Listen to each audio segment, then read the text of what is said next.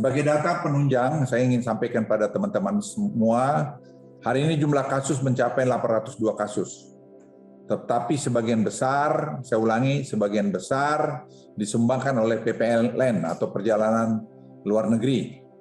Dari 537 kasus di Jakarta, 435 kasus berasal dari PPLN atau perjalanan luar negeri.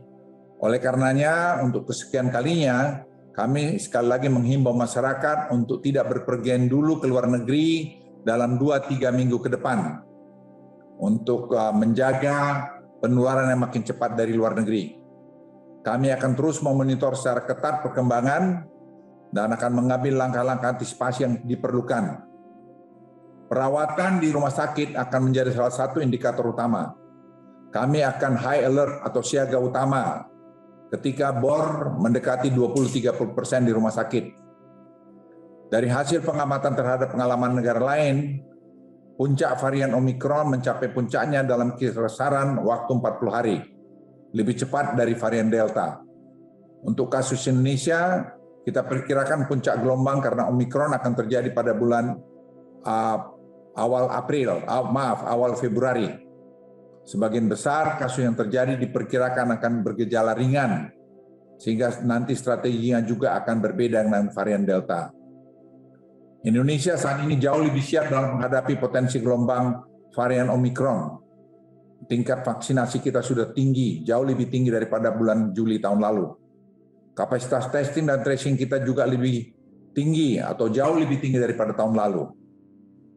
Sistem kesehatan kita juga sudah lebih baik dalam hal obat-obatan, termasuk obat Molnupiravir dari Merck yang sudah didatangkan oleh Menteri Kesehatan. Tempat tidur di rumah sakit, tenaga kesehatan, oksigen, dan fasilitas isolasi terpusat jauh lebih bagus saat ini. Dengan berbagai kesiapan tersebut dan belajar dari pengalaman yang lalu, saya yakin kasus tidak akan meningkat setinggi negara lain. Namun syaratnya kita semua harus disiplin. Saya ulangi, kita semua harus disiplin. Oleh karena varian Omikron ini sudah masuk ke Indonesia, kami sampaikan pesan melalui rekan-rekan media untuk kita bisa menenangkan warga. Karena pasti akan ada kenaikan kasus yang cukup tinggi dan cukup cepat. Kita harus tetap waspada dan hati-hati, kita harus siaga, namun tidak perlu panik.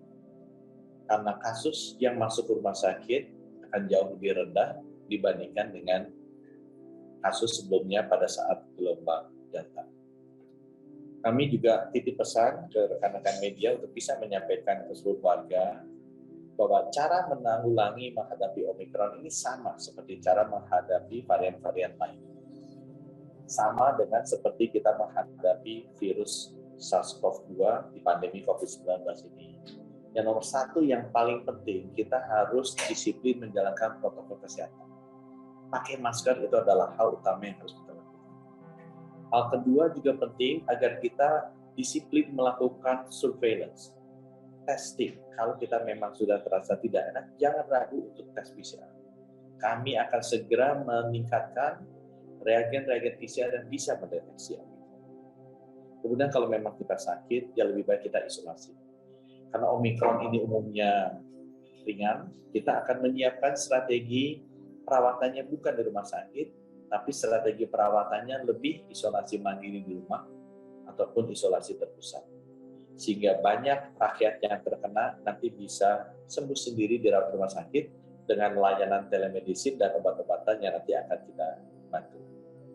Strategi yang ketiga adalah pastikan bahwa vaksinasi dipercepat.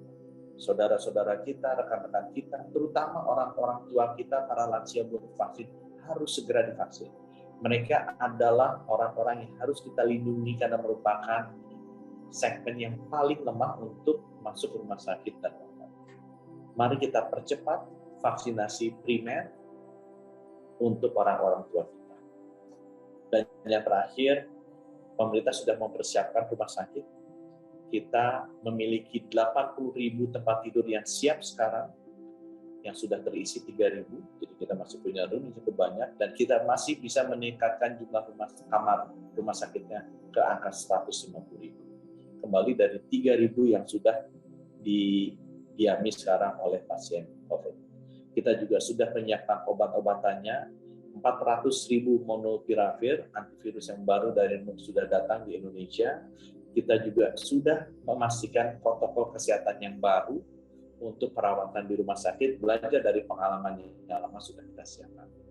16.000 lebih oksigen generator sudah kita distribusikan ke seluruh rumah sakit di seluruh Indonesia, dan lebih dari 36 oksigen generator sudah kita pasang di rumah sakit di multi luar Jawa.